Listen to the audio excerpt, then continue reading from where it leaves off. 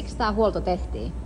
Siinä jakohinta tulee vuodet tulee täyteen, eli kilometrit ei ole tullut vielä jakohinnalla täyteen, mutta vuodet on semmosia, että tehtaalta tulee jakohinnalle, kerrotaan, mikä se vuosiraja on. Että se ei mene vuosien mittaan, koska se kovettuu se hinta, niin sitten se voi sen takia mennä poikki.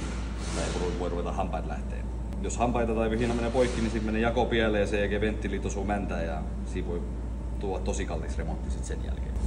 Vanha jakohinta näkyy tässä, nokka-akseli, kampiakseli näkyy tuolla alhaalla, vesipumppu, kiristin hihnapyörä. Ja nyt pitäisi ruveta siihen vaihtamaan sitten kiristäjä, vesipumppu ja sitten jakohihna.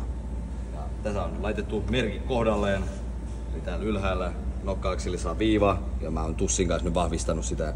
Ja tuolla näkyy ajoitusmerkki, mikä nokka-akseli, missä kohtaa nokka-akseli pitää olla.